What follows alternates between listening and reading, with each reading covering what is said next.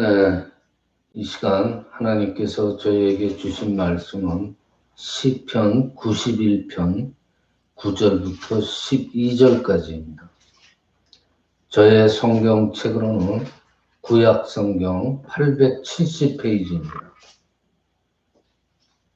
구약 성경 870페이지 시편 91편 9절부터 12절까지입니다.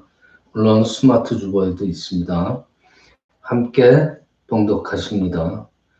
시작. 내가 말하기를 여호와는 나의 피난처시라 하고 지존자를 너의 거처로 삼았으므로 화가 내게 미치지 못하여 재앙이 내 장막에 가까이 오지 못하리니 그가 너를 위하여 그의 천사들을 명령하사 내 모든 길에서 너를 지키게 하십니다. 그들이 그들의 손으로 너를 붙들어 발이 돌에 부딪히지 아니하게 하리로다. 아멘. 네, 코로나19가 잠잠해지나 했더니 인도에서 발생한 델타 바이러스 변이로 인해서 다시 사망자 수가 급격하게 늘고 있습니다. 그래서 발표하기로는 델타 변이가 또 이제 주종이 될 거라고 그럽니다. 그러면은 그동안에 백신 맞았던 것도 무용지물로 되고 이제 그렇다는 얘기가 있는데, 그럼 다시 또 혼란의 세계로 또 빠져들게 되는 거예요. 그래서 어떻게 보면은 모두가 불안의 연속에 지금 놓여 있어요.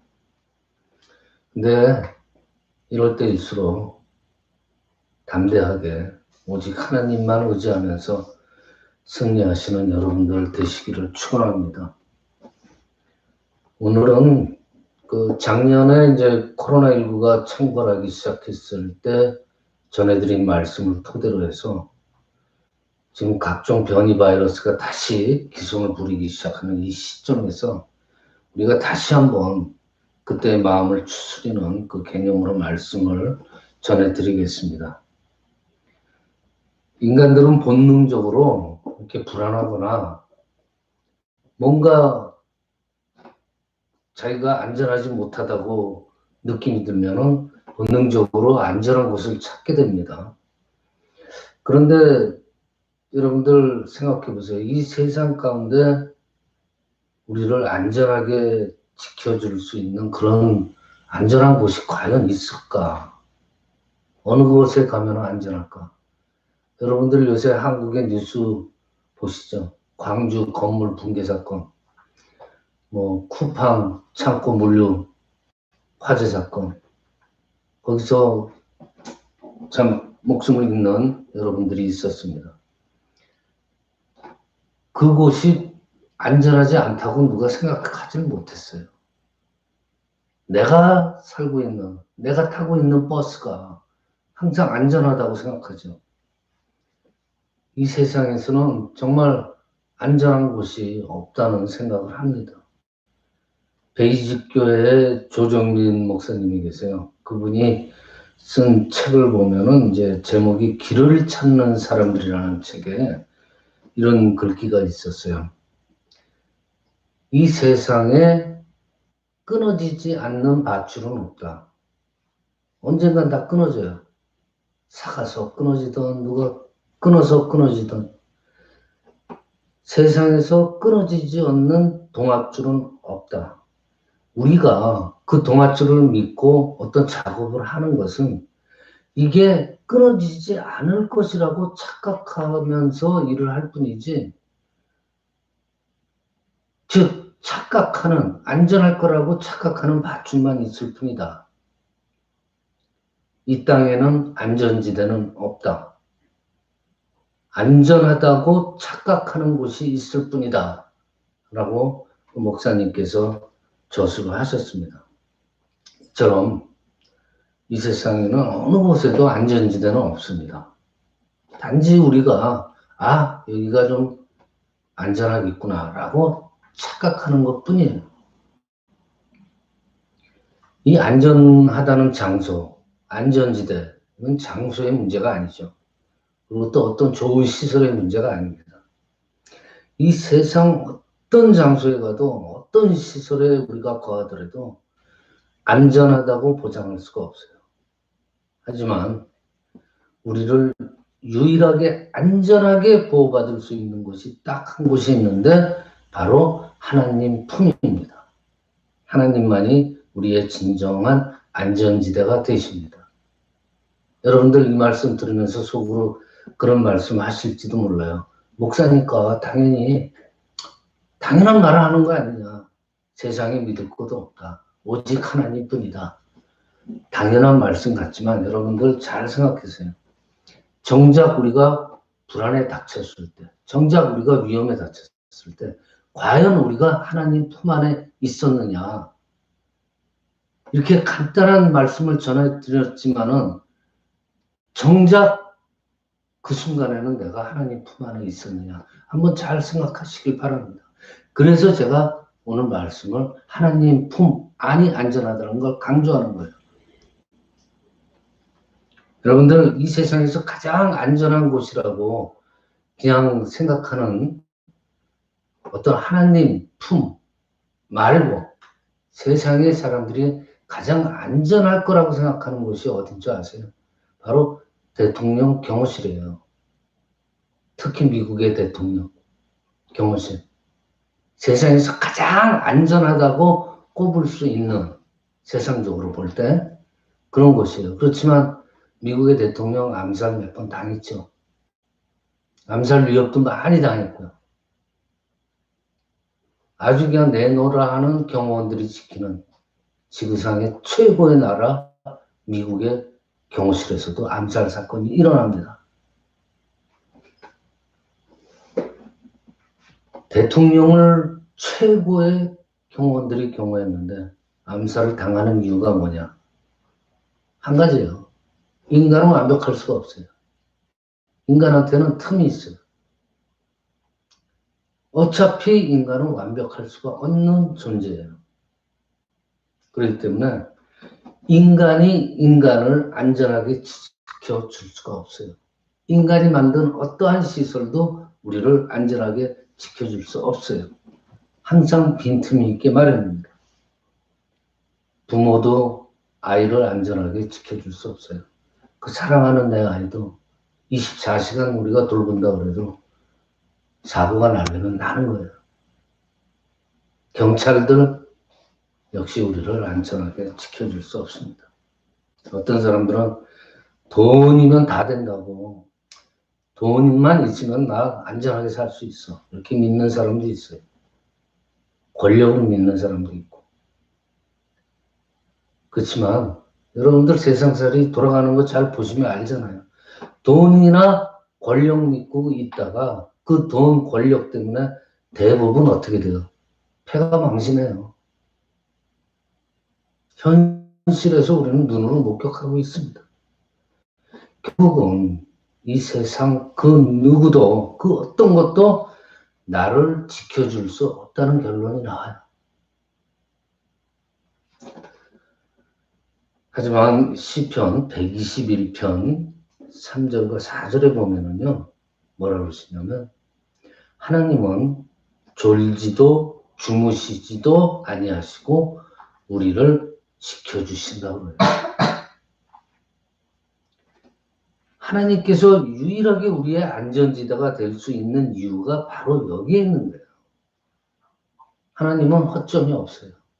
졸지도 않고 주무시지도 않고 우리를 지켜주셔요. 성 어거스틴 여러분들 잘 아시죠? 이분도 딱 한마디 유명한 말을 해요. 내가 하나님의 품에 안기기 전에는 진정 이러한 안전함을 느끼지 못했었다라고 말합니다.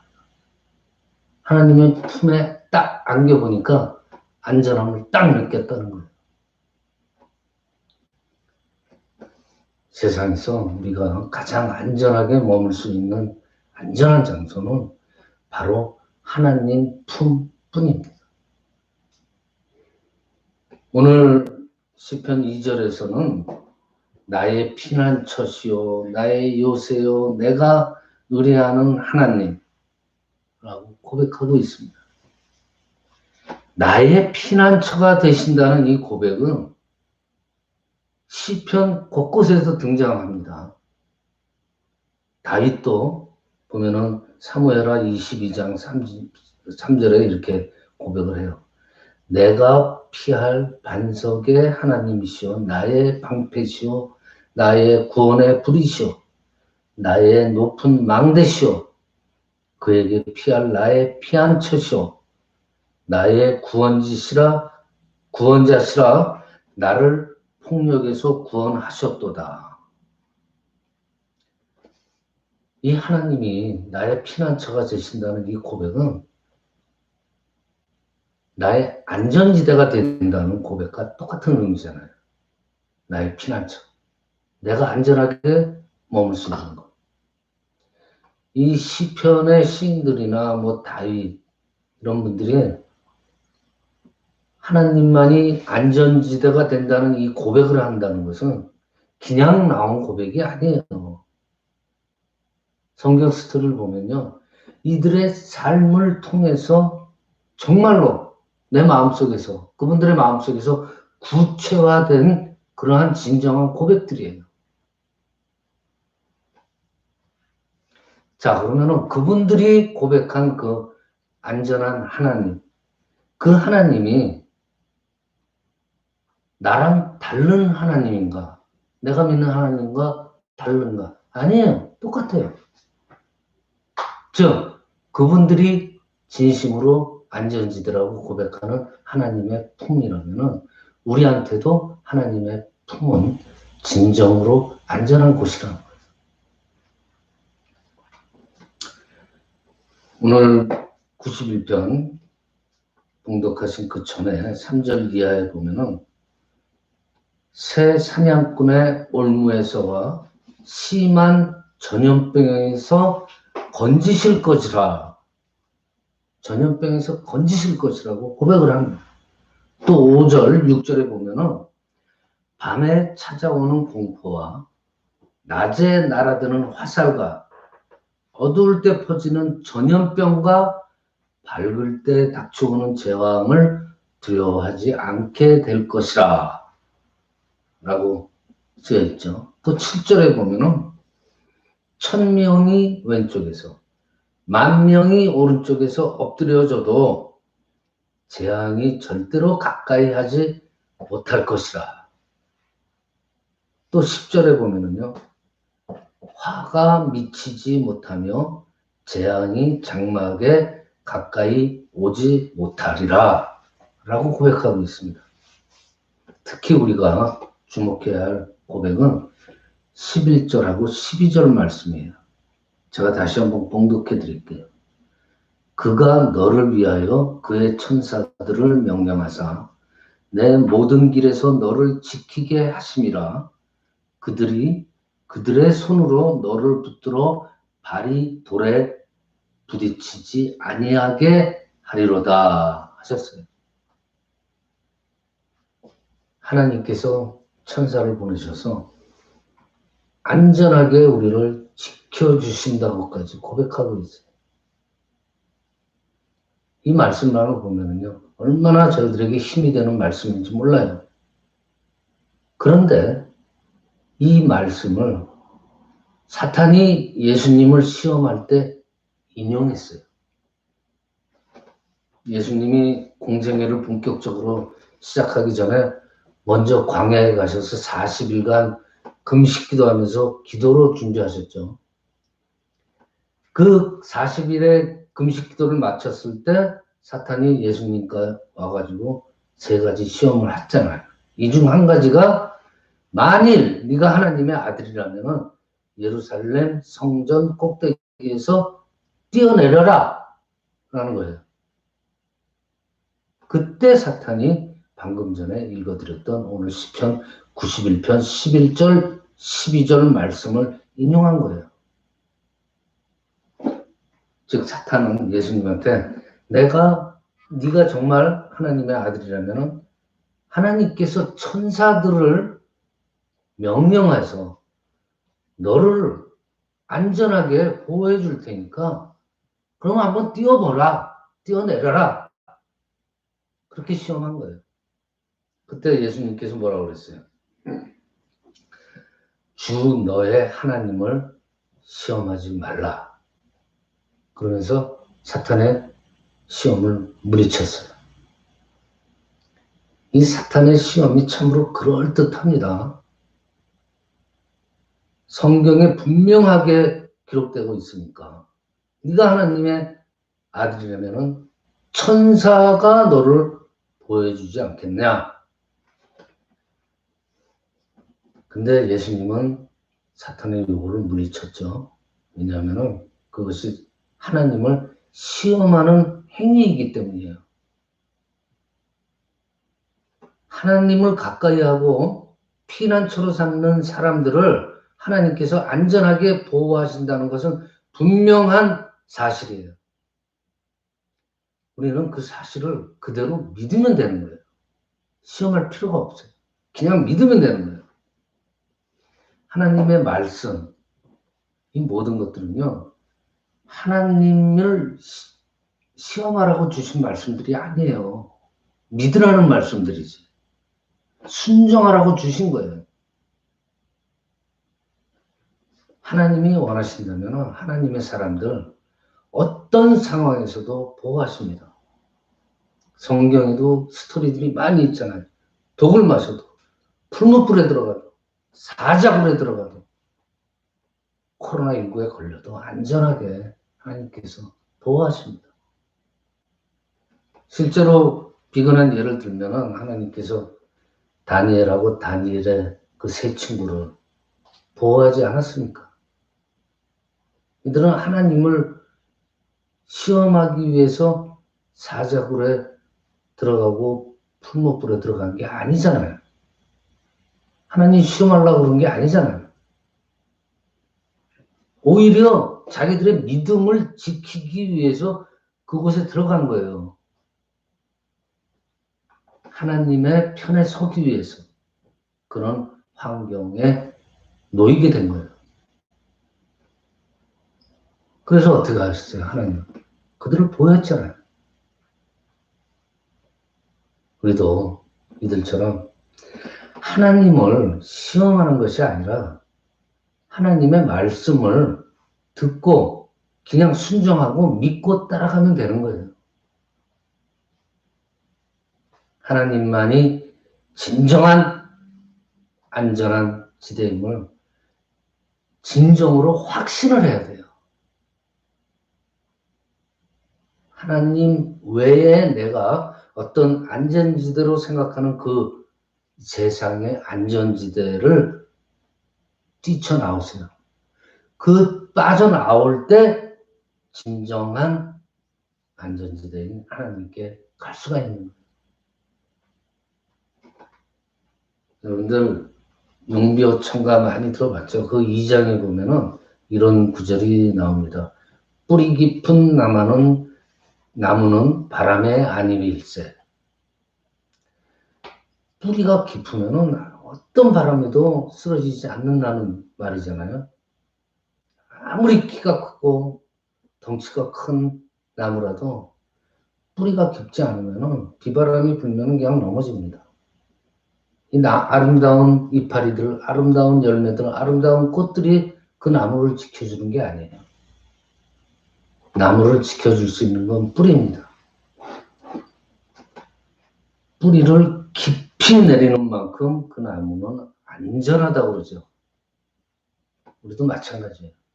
하나님께 깊게 뿌리를 내릴 때 그때가 비로소 하나님의 품 안이 세상의 최고의 안전한 지대가 되는 거예요. 근데 우리는 세상을 살다가 너무 힘들고 너무 바쁘고 그래서 우리의 뿌리가 과연 어디 있는지 착각하고 등한시하고 살 때가 많아요. 그래서 오늘 다시 한번 제가 강조해 드리는 거예요. 코로나19가 아직 끝나지 않는 이 시점에서 골로새서 2장 6절 7절 보면은요. 그러므로 너희가 그리스도 예수를 주로 받았으니 그 안에서 행하되 그 안에 뿌리를 박으며 세움을 받아서 교훈을 받은 대로 믿음에 굳게 서서 감사함을 넘치게 하라 그랬어요. 믿음의 뿌리를 굳게 박으라 그랬어요.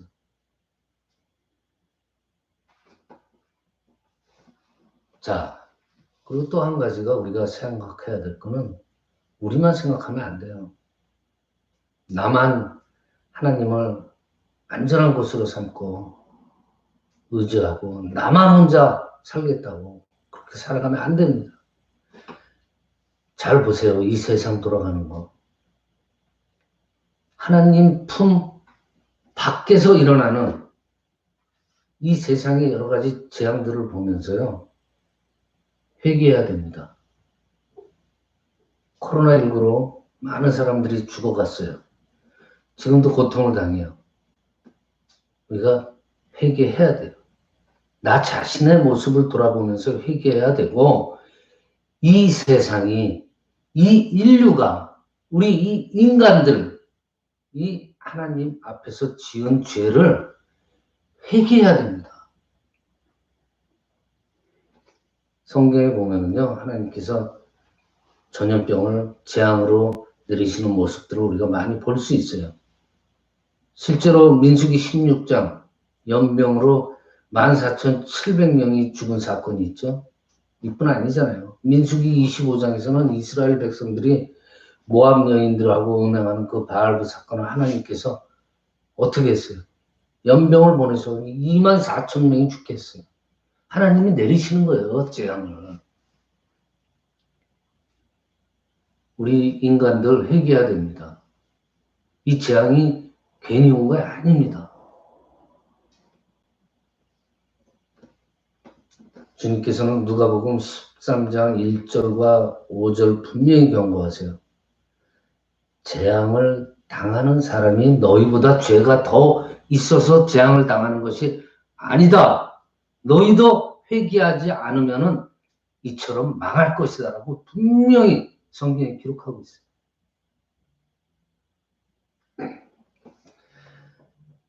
즉 우리는 이 코로나19가 창궐하고 또 코로나19 변이 바이러스가 또 다시 시작되고 이거 확산되는 것을 보면서 불안해할 것이 아닙니다. 오히려 회개해야 돼요. 기도하고 하나님께 더 가까이 나가야 돼요. 하나님께서는 분명히 약속하셨잖아요. 역대하 7장 14절에 이렇게 써 있어요. 내 이름으로 읽었는 내 백성이 그들의 악한 길에서 떠나 스스로 낮추고 기도하여 내 얼굴을 찾으면 내가 하늘에서 너희들 말을 듣고 너희들 죄를 사하고 너희들의 땅을 고칠지라 했어요. 이 말씀을 비춰보면 이 땅의 회복은 결국 우리 하나님을 믿는 백성들의 회개와 기도에 달려있다는 것을 우리가 알 수 있습니다. 우리 그리스도인들 지금 코로나19 상황을 보면서 누구 탓으로 돌리기 전에 회개해야 합니다. 간절히 하나님께 기도해야 돼요. 그것이 사는 길이에요. 이 세상에서 안전지대를 찾으려고 하는 사람들은 어리석은 사람들이에요. 정말로 지혜로운 사람이라면요. 내가 지금 있는 곳을 안전지대로 만들 수가 있어야 돼요. 그러려면 어떻게 해야 돼요? 하나님께 뿌리를 깊이 박고 지금 나의 환경을 안전하게 만드는 거예요. 말씀 마칩니다. 우리 마음 가운데 인간적으로는 할 수 없어요. 코로나19로 또 각종 변이로 염려와 불안이 있을 수 있습니다. 하지만은 우리가 이렇게 자꾸만 염려만 하고 불안한 것이 아니고 모든 것을 주장하시는 하나님께 의지하면서 기도하면서 나아가야 된다는 결론이 나오는 거예요. 아무쪼록 각자가 하나님과 함께 거하시는 각자의 장소에서 안전하고 또한 담대하게 나아가시는 저와 여러분들 되시기를 축원합니다.